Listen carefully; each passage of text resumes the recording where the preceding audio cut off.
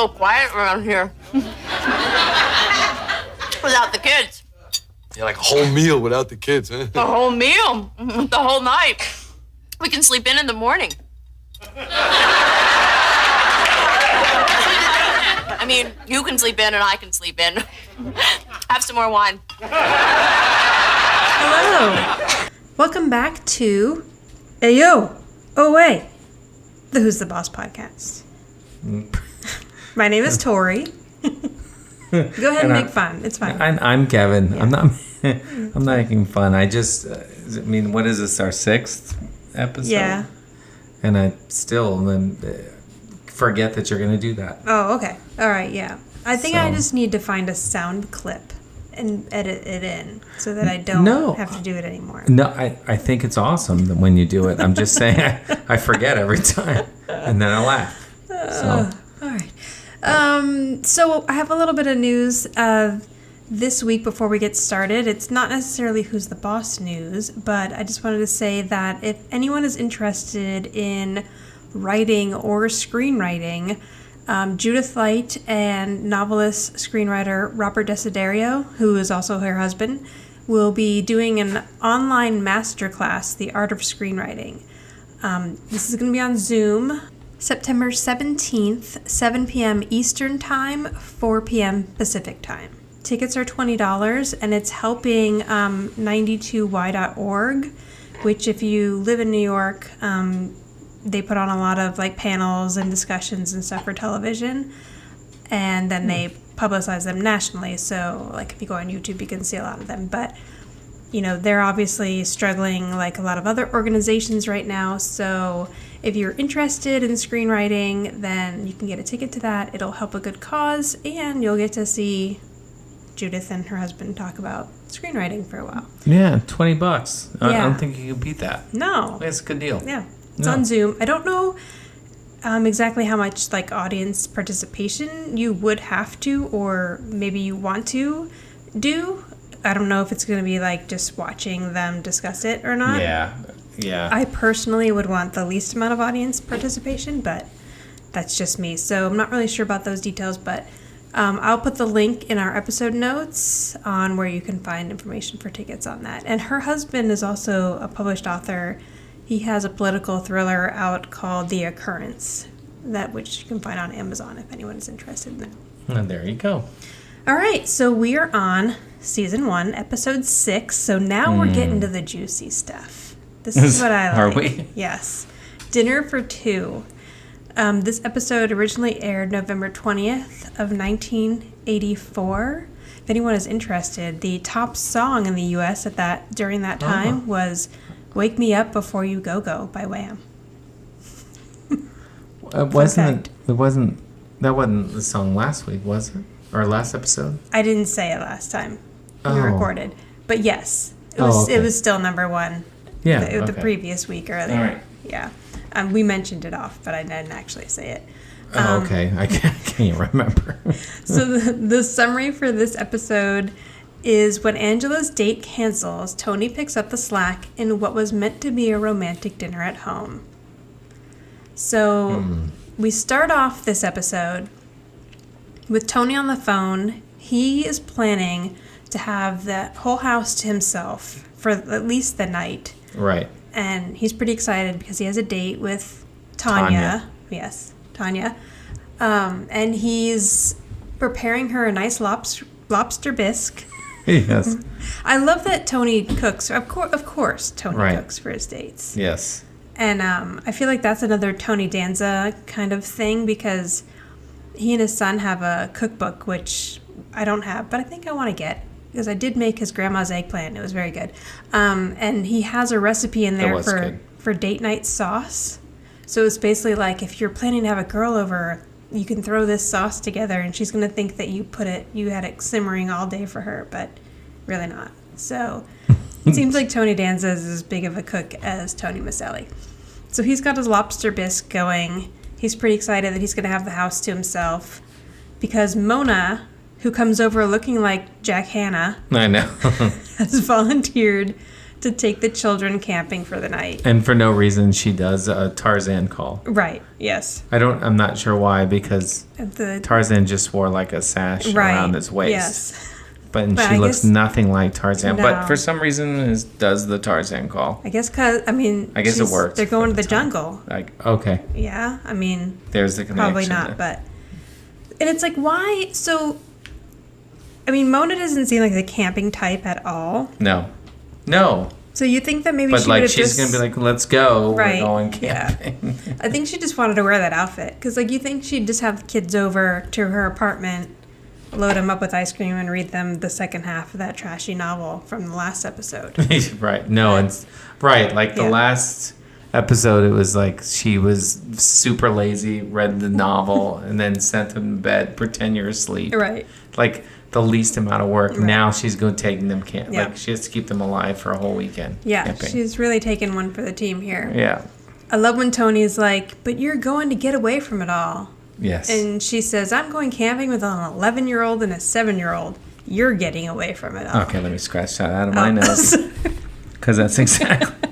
No, that's just, it made me laugh. Yes. It's like, you're absolutely right. Yeah, we know that for Yep, sure. exactly. If somebody was to take our kids away for the weekend, I wouldn't even Yes. question who they were. Maybe. Like, take them. So at the same time, Angela is planning a date. That's our dishwasher. Oh, With it is. Mitchell, or Mitch. So he apparently is a man that she's become acquainted with in some way that we don't know. Yeah, and you know what? At first, I thought it was like a business thing. I didn't Yeah, quite no, catch it's that all it was like. Personal.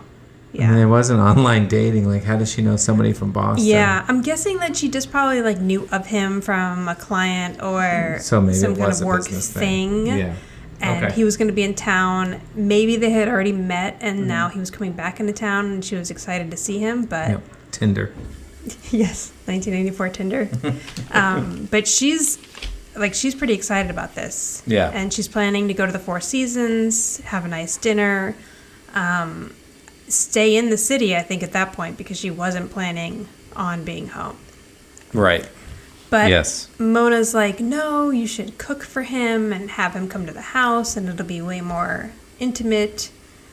And Angela agrees. But of course, I mean, not cook for him meaning that it's going to be completely catered. Right. So Angela agrees, she changes her plans, but there's only one problem, and Tony's there. Oh, I forgot to mention. Oh, no, okay, the kids haven't left yet, yes. So now the kids are getting ready to actually leave for their camping trip, and Jonathan Right. has packed up his snake. Yes. Wilbur. Yeah, Wilbur. Why is Jonathan getting rid of his snake? I don't know. I mean, that there was so many questions there because, like, in my notes I wrote, Wilbur makes an appearance because we haven't seen Wilbur Right, since the pilot. since the first episode, Yeah. right? Yeah. So why it was almost like when they got rid of the monkey on Friends, they felt like we got to get rid of this animal Right. in this show, but Wilbur we never saw. I know. I mean, it's I mean, did they really need to? Did they really think they needed to explain? Like, we got to get rid of. Like, you think for 5 episodes, people have been like, "Where is Wilbur?" And then they're like, "Let's put an end to that." Well, were they getting so, letters, I mean, fan letters? Like, where's Wilbur? I know that Save Angela's never liked him. I know, but like they could have She's never never brought liked- Wilbur back again, Right. And no one would have known. But so It here's just was funny. Here's my thing, and just because I'm an animal lover and our daughter just got a lizard, which Yes. I've never had reptiles before, but now I think they're kind of cute. So, did Snake, Jonathan though. find this snake in the backyard and then just put it in a tank? Or did they, like, buy him a snake and then he had to release it in the forest? Because that snake's gonna be Yeah. dead. So, I mean, I probably got stuck on the snake when I shouldn't have. Also, that now that I've learned about reptiles, that tank was way too small for that snake. No, the snake was But- huge. I know. Poor snake. But But I anyway. didn't understand my mind. I mean, that's the route I went. I was like, well, they introduced him in the first episode. I mean, were Right, people? they're like- I mean, did they get fan mail? I don't know. They really Like, needed. where's Wilbur? They would need Save to wrap Wilbur? up his storyline. And then if people were that concerned about Wilbur, they're just like, oh, we're going camping and we're going to release him in the woods. Wilbur's on his own. Good luck, buddy. Sorry, Wilbur. So, anyway. Jinx. Yeah, we don't... maybe that's just us. Maybe nobody else cared about Wilbur or even noticed. But so they go off on their camping trip. Good luck, Mona. Yes. Have a good time. Yeah. So Angela now has to get rid of Tony so that she can have this date at the house. So she gives him the night off, and he's like, no, that's fine. I was planning on doing some stuff around here. Doesn't really let on that he was having a woman over. He then goes in the kitchen, and he's like, oh, this is awful or whatever. Right. Even though he's like, oh, big deal. Yeah. Then he realizes that Tanya's not coming over. No. So now, here's my other question. Does Tony just have, like, a group of women that he can call at random times? Because we haven't really seen him dating anyone, but he seems to just have... No, but Tanya was from Manhattan or the old Brooklyn, neighborhood or yeah. something. It's just old girlfriends. Yeah, just somebody he knew. Hey, got old girlfriends. No, I don't know. Like Teresa from the bar, I guess, just like... Right, they're just old girlfriends. Woman he fooled around with at some point, Yeah. So, so he tells Angela, it's fine, I'll just go to Brooklyn, get together with some guys, we'll go bowling. But then he just comes out in a suit from the kitchen. Right. I guess maybe she was upstairs. He put on the suit, and then he ran downstairs, went in the kitchen, do something. Yeah, because he offered up his lobster bisque for her, so maybe he was preparing that some more, checking on it. Yeah, in a full suit to go bowling in Brooklyn. Because Tanya's classy, like... Right. He needed to be in a suit. Well, now he was planning to take her to New York City. So they were going to go out on a big night. Suit. Yeah, that's a good point. Big night on the town. And Angela, so like, okay, say when we were dating and you invited me or I invited you over for dinner, we pretty much would just wear regular clothes. Yeah. Not Angela Bauer. No. No. That's like a full evening gown. Tony was in a suit, but yes. He was, but Tony was going out. He was probably going to go to some clubs or something. I know, but Angela needed to step it up, I guess. Yeah. Maybe this person... Backless dress. Yeah, Mitch is probably fancy. It was glittery. Yes. He's flying in from... It was impressive. Boston. She needs to impress. But I will say on the list of dresses that we see Angela in, this one, I like it. Yes, this was a better one. Yeah. You could probably wear a variation of that today, not the shoulder pads, but... Yeah. And even the shoulder pads on a scale of 1 to 10 were like a 3. Right, yes, they were. It wasn't like the aggressive No. Angela Bauer shoulder pads that we're used to seeing. Right. Not about to take out a linebacker. Right. Although I know nothing about football player. So, no, definitely she wears football player style shoulder pads. So, and Tony seems very impressed with this dress. Yes. Like, he can't even get all of his words out. He's so impressed with this dress. Yeah, well, it's a nice dress. So just as Tony's on his way out, Angela gets a phone call from Mitch that there's way too much fog in Boston. Yeah, Boston's fogged out. Yeah, can't get off the ground. So at that same point, Robert enters with the catered dinner for 2. Yes. So... That's her dishwasher again. Are you going to fill us in on who Robert is? Yes, okay. Of course. I had a feeling that was coming. Yeah, I can't get through an episode without hitting IMDb at least 14 times. I know, and I didn't do it this time at all. So his name is Robert Costanza, and interesting. He's one of those actors where you know his face and you've seen him, and it's because he was pretty much in every popular television show, at least one episode in the 80s or 90s. He has almost 300 acting credits on IMDb. Really? Yeah. So he is definite working actor. But there's really nothing that I would say like, oh, you know him from this show. Because you know him from every show. That's what I'm saying. I'm pretty sure he's been in almost everything I've ever watched. Yeah, probably. Like, so many shows. So... Robert immediately assumes that since Tony is leaving and Angela's now only having dinner for 1, that they have had some sort of lover's quarrel, as he puts it, and wants them to patch things back up. Without really getting into it, Angela just keeps insisting that it's dinner for 1. They're not really letting Robert know that they're not actually a couple at this point. So she goes to sit down. She's trying to get Tony to leave, but she just looks so pathetic sitting at the table with her place sitting that Tony can't leave. So he says, make it dinner for two, and he sits down. I think it's cute how she's touched but also embarrassed that Tony has stayed there for her. And Tony's assuming that she got dumped, even though he doesn't really have any proof of that, but he just thinks that this guy bailed instead of really getting caught in the fog. Right. So stuff's pretty awkward at first. Like, right. Robert has no idea what's going on. No. Robert's making it more awkward. Because he thinks Tony was trying to leave. Right. And he's trying to get them he's pushing them to tell each other how nice they look. Right. So that's awkward. So Tony goes in the kitchen and he's trying to stall Tanya so that he can just get through dinner and then still get to Manhattan. And Robert thinks he's now cheating on Angela, and he just decides it's time to get rid of Robert. Yeah. Like, he can handle this. There's no reason for him to be here. So he sends Robert out the back door. He does. In the kitchen. Yes. You go. But also, like, when you cater a meal, is there usually that much preparation that still needs to be done when they get there? Like, usually they he brought it in like a little, all he had on that tray was hors d'oeuvres. Like, he planned on cooking the rest of that entire meal in their kitchen. I feel like that's not really how catering works, but sorry, Robert. Maybe catering in the 80s. I don't know. True. So things are still a little awkward, but the wine's helping them loosen up a bit, and Tony tells a story about, how awkward dating was in high school, and here we go. Ready for the Italian name? Oh, yeah, you wrote it down. I don't have it. Geraldine Capazzo. Oh, Geraldine Capazzo. Yes, he was so excited to go out with Geraldine Capazzo that he left a paw print of sweat on her back. So, encouraged by this, Angela decides that she's going to share an embarrassing story from college, which is that she was dating Greg Dawson.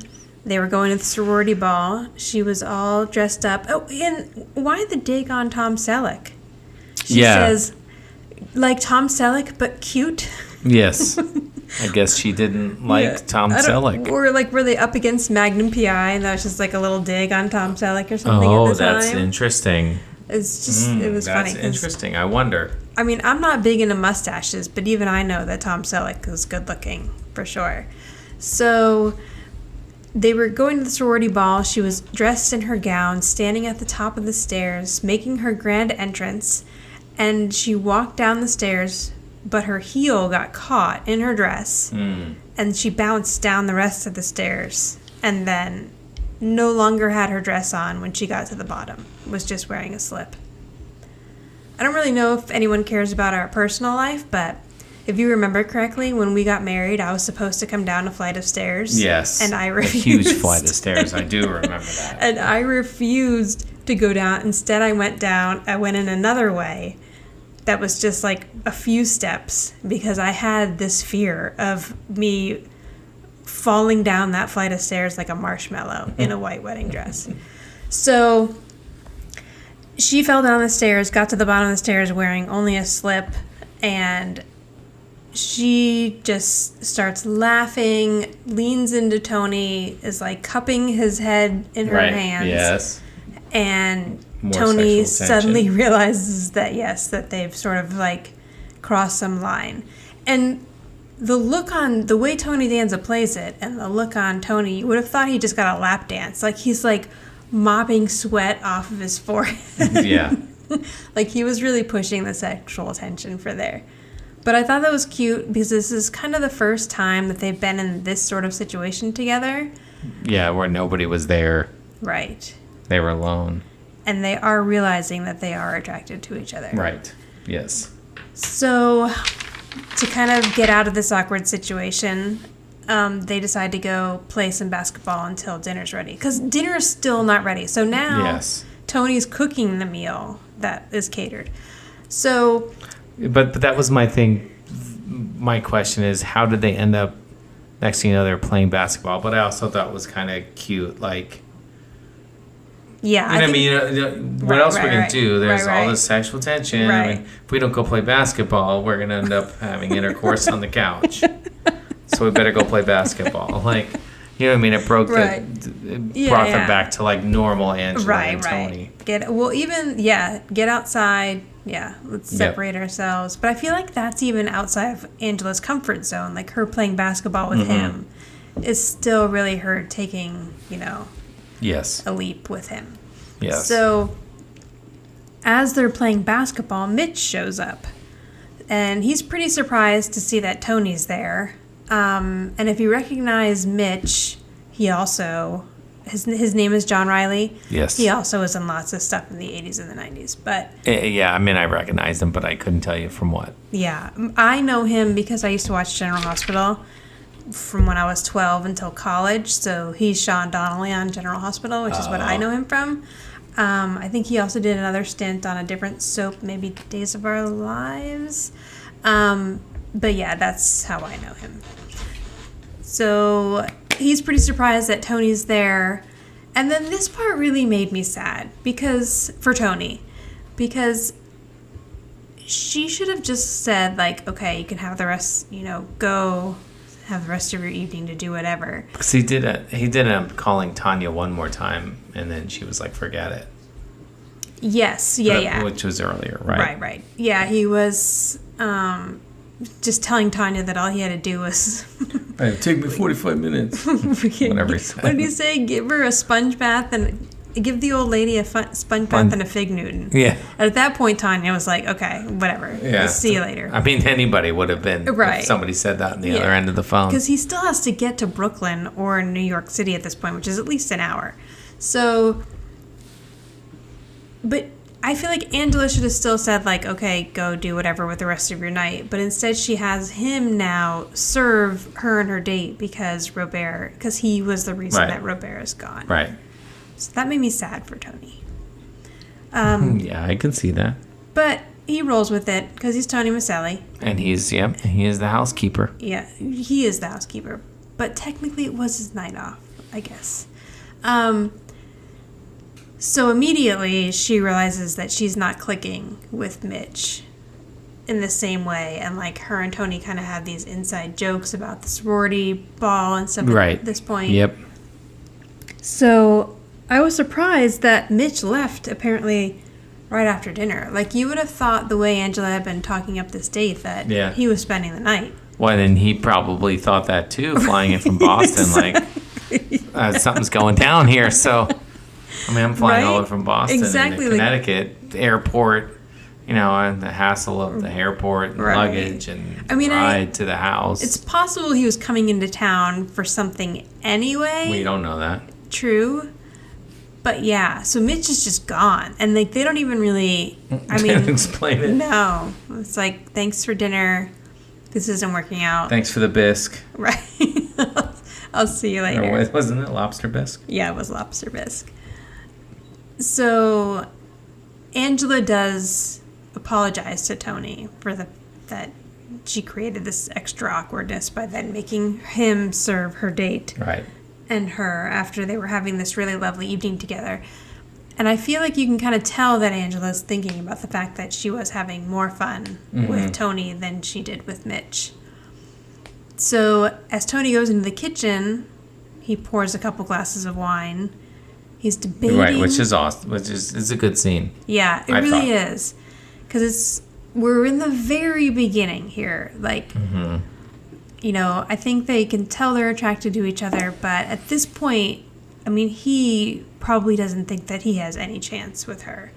And she probably thinks that it's ridiculous to even entertain this idea either. Correct. But it's like that point at the beginning of when you're attracted to someone and you just want excuses to be around the person. Right. Whether or not, anything is going to happen from it. So he pours the glasses of wine... And he's debating going back out there with them. And then he just realizes it's not a good idea. And pours them down the sink. And what did you say to that? It was a waste of alcohol. A waste of booze. Yeah. Like he poured 2 glasses of booze. That's sad. And immediately, he should have just put it somewhere else than just pour it down the sink. Just drank them both really quickly. Or that too, yeah. But that was it was kind of a neat scene because it was almost like the night could go on from here with the two of them, and then he was like, nah. Right. And he pours again, wastes. Because maybe they would end up Perfectly having good sex on the alcohol. couch, and then everything's going to be awkward the next day when Right. the kids come home. But they'd be sleeping in. So at the same time, Angela comes into the kitchen to help him, and I think it's that same thing where she's like just wanting to be around him a little longer Yes. before they go to bed. Yeah. And then he was like, you should go to bed. Right. Which, she's an adult.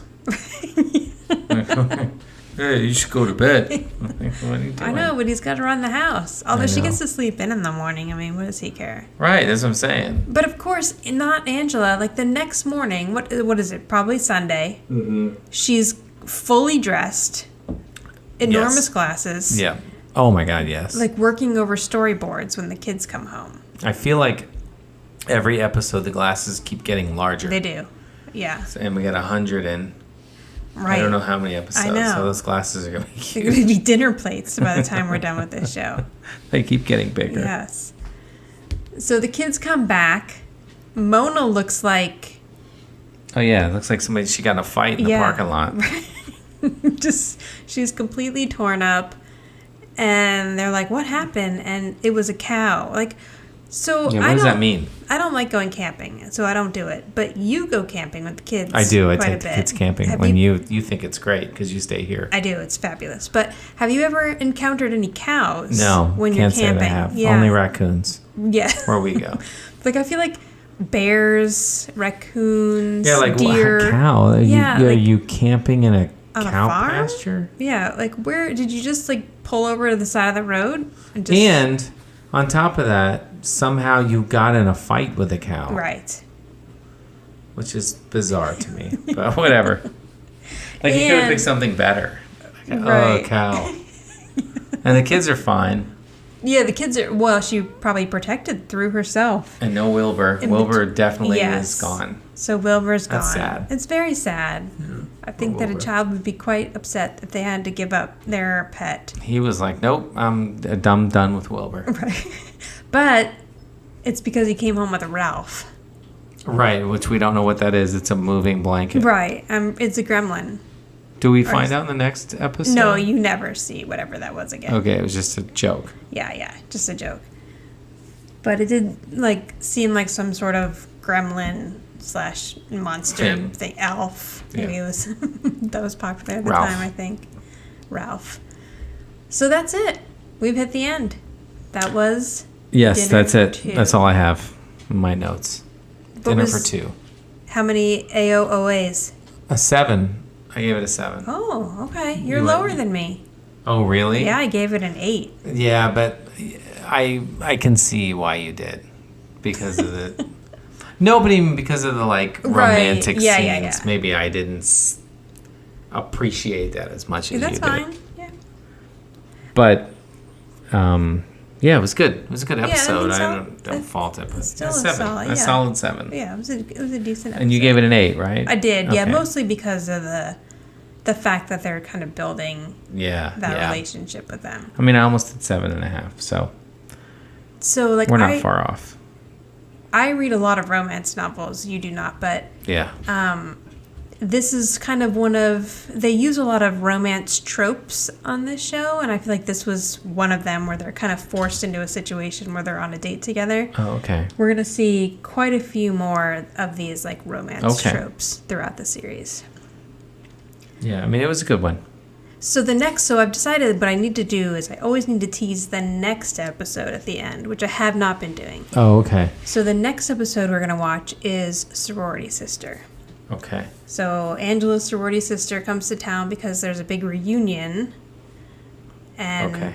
let's see what happens. Yeah, because I actually don't know. Yeah, it's I mean, I really don't. I don't remember that episode, so this should be good. yeah, it's a good one. So you can reach us at Who's the Boss Podcast on Instagram. Send us a direct message or comment on anything that we've missed or that you want to see us discuss on future episodes. You can also go to anchor.fm/WTB podcast, and there you can leave a voice message and we can play it on the air. What's the song for this week? we have the Who's the Boss theme song remixed by J&CT, Nice. I believe. So, yeah, enjoy. If you like this podcast, please subscribe and tell all your friends and give you a big pat on the back.